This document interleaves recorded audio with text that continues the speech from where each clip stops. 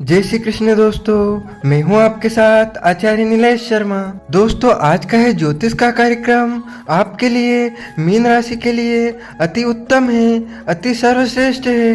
क्यों? क्योंकि वर्ष 2023 समाप्त हो रहा है और नया वर्ष 2024 शुरू होने जा रहा है। मीन राशि का वर्ष 2024 साल 2024 कैसा रहेगा, आज यह बहुत विस्तार से हम जानेंगे।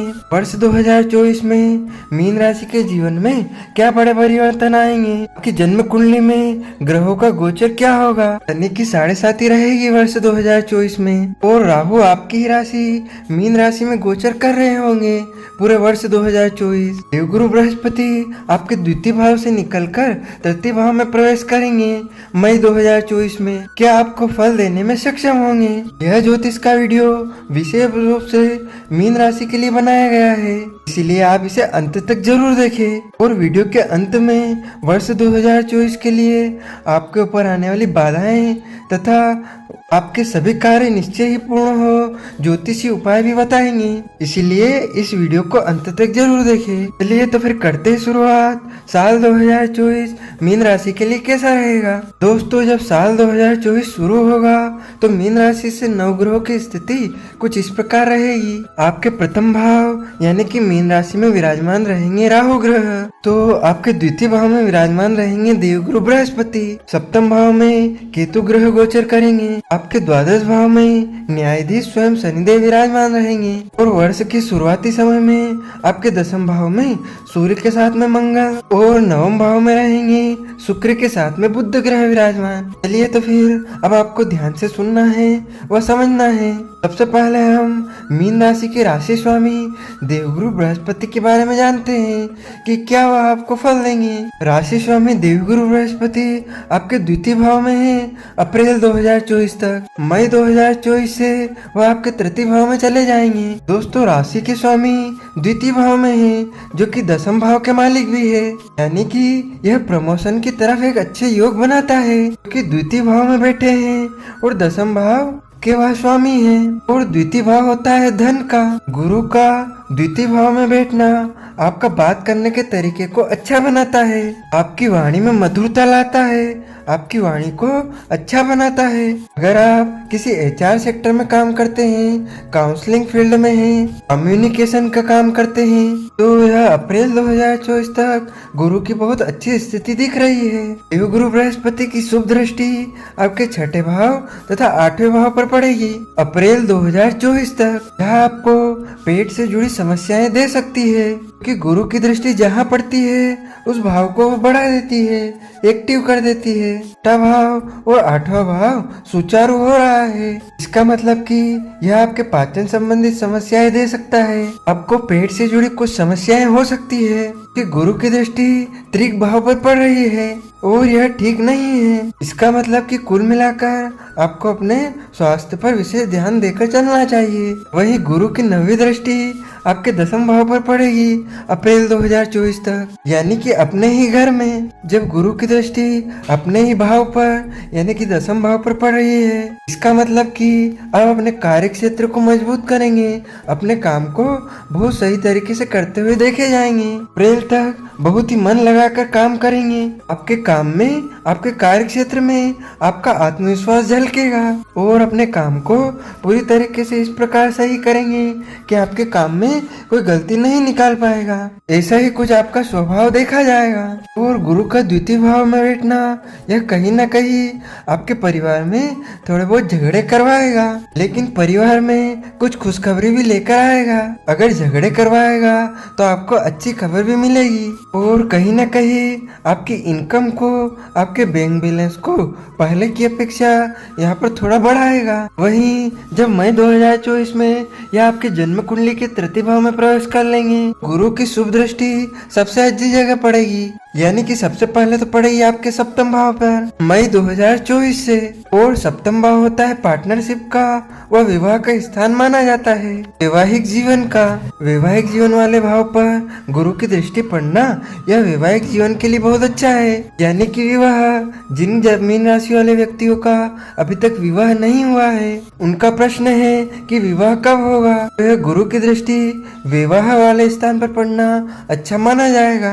पंचम दृष्टि सप्तम भाव पर पड़ रही है, यानी अप्रैल के बाद पूरे साल यानी कि अप्रैल 2025 तक विवाह के बहुत अच्छे संयोग बनेंगे। विवाह होने के योग मीन राशि के काफी अच्छे दिखाई दे रहे हैं। और अगर आप पहले से ही विवाहित थे तो यह गुरु की दृष्टि सप्तम भाव पर आपके वैवाहिक जीवन को बहुत मधुर बनाएगी। लेकिन आपके सप्तम भाव में केतु भी है, इसको आप अनदेखा ना करें, क्योंकि केतु का सप्तम भाव में बैठना यानी कि दोनों के पति पत्नी के सोच विचार में बदलाव रखना, यानी कि दोनों के विचार अलग अलग होना, दोनों के बीच में वैचारिक मतभेद करवाना। लेकिन अप्रैल के बाद जब गुरु की दृष्टि सप्तम भाव पर पड़ेगी तो आपके वैवाहिक जीवन में बदलाव जरूर लेकर आएंगी, अच्छा बदलाव होगा। अप्रैल के पहले वैवाहिक जीवन पर थोड़ा ध्यान दीजिएगा। गुरु की 7वीं दृष्टि सीधे भाग्य स्थान पर पड़ेगी मई 2024 से। गुरु की दृष्टि जैसे ही सप्तम भाव पर पड़ेगी, जैसे ही भाग्य स्थान पर पड़ेगी, पिता के स्वास्थ्य को अच्छा बनाने के साथ साथ आपको आध्यात्मिकता की ओर भी जोड़ेगी। धार्मिक यात्राओं के सुख आपको प्राप्त होने लग जाएंगे, क्योंकि भाग्य स्थान पर दृष्टि पड़ेगी। नवम भाव पर दृष्टि पड़ने से आपको भाग्य का साथ भी मिलने लग जाएगा। क्यों? क्योंकि गुरु नवम भाव पर दृष्टि डालेंगे और वह आपका भाग्य स्थान है। और देवगुरु बृहस्पति भाग्य के कारक माने जाते हैं। और न केवल भाग्य स्थान पर पड़ेगी बल्कि पंचम लाभ भाव पर भी पड़ेगी, यानी कि जिनके मन में है कि मेरा प्रमोशन कब होगा, कब मेरे करियर में ग्रोथ मिलेगी, तो हाँ, मई 2024 के बाद देवगुरु बृहस्पति एक अच्छी ग्रोथ आपको दे सकते हैं। ऐसा आप अपने कार्य क्षेत्र में प्रयास करिए। वही अगर हम दो छाया ग्रह राहु और केतु पर प्रकाश डालें, राहु देव आपकी राशि मीन राशि में यानी प्रथम भाव में रहेंगे और केतु आपके सप्तम भाव में रहेंगे पूरे वर्ष 2024। राहु जो कि पाप ग्रह है वो चंद्रमा के ऊपर प्रथम भाव में बैठे हैं। यह अच्छा नहीं है, क्योंकि मीन राशि चंद्रमा हमारा मन है और राहु हमारा भ्रम है, यानी कि आप भ्रमित हो सकते हैं, आपको कंफ्यूजन हो सकती है। चंद्रमा के ऊपर राहु का बैठना यह कहीं ना कहीं आपके मन को भटकाता है, भ्रमित करता है, सकालू प्रवृत्ति का बनाता है, यानी कि आप शक करने लगते हैं, आपके मन को भटकाता है, बहुत सारे प्रश्न दिमाग में लेकर आता है। कोई भी निर्णय लेने में जीवन में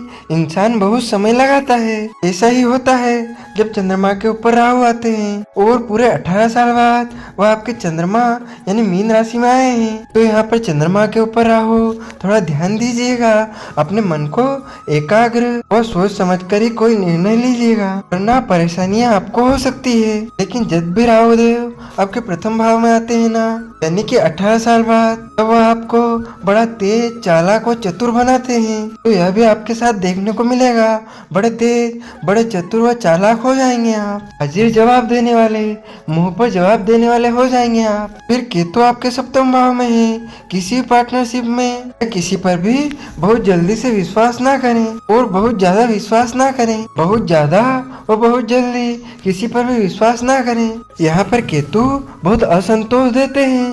पूरे साल केतु आपके सप्तम भाव में रहेंगे और सप्तम भाव होता है पार्टनरशिप का। लेकिन हाँ, यहाँ पर डेली इनकम में बढ़ोतरी होगी, आपकी रोज कमाई में थोड़ी अच्छी ग्रोथ दिखाई देगी। लेकिन फिर भी आप सोचेंगे कि कुछ और अच्छा हो, कुछ और कमाई हो, ऐसा कुछ आपके मन में रहेगा।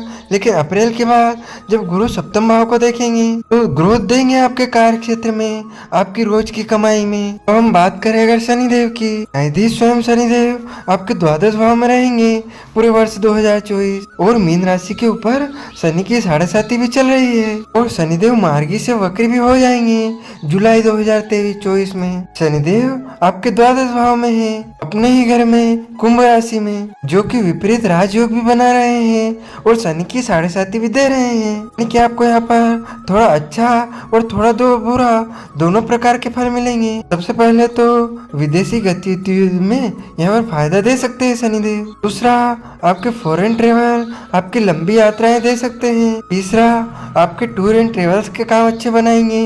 आपके इंपोर्ट एक्सपोर्ट के काम अच्छे बनाएंगे, आपके ट्रांसपोर्ट के काम अच्छे बनाएंगे, लोहे से संबंधित काम को अच्छा बना सकते हैं। लेकिन आपके पैरों में थकान देना, आपको आलस्य देना, यह भी शनिदेव आपको दे सकते हैं। काम टालने की आदत यह शनिदेव आपको दे सकते हैं। थोड़ा सा इस पर ध्यान दीजिएगा बस आप। लेकिन अगर आपकी कुंडली में शनिदेव खराब स्थिति में होंगे, नीच के होंगे, क्षेत्रीय होंगे, शत्रु के घर में होंगे, अगर ऐसी खराब स्थिति में होंगे तो आपको बहुत ज्यादा ओवर थिंकिंग यानी ज्यादा सोचना और चिंता भी देंगे। अगर आपकी कुंडली में शनिदेव खराब स्थिति में होंगे ही तो बहुत ज्यादा चिंता दे सकते हैं और किसी गलत काम में, किसी गलत आदत में भी आपको पाड़ सकते हैं। इसका विशेष ध्यान दीजिएगा आप। शनि की दृष्टि द्वितीय भाव में है आपके, वह आपके छठे भाव में भी है। द्वितीय भाव में शनि की दृष्टि होने से कहीं न कहीं अपनी वाणी पर ध्यान रखें आप। दांतों में वर्ष 2024 में थोड़ी बहुत कुछ तकलीफें आ सकती है, तो इसका ध्यान दीजिएगा आप। और शनिदेव की दृष्टि छठे भाव में, यानी कि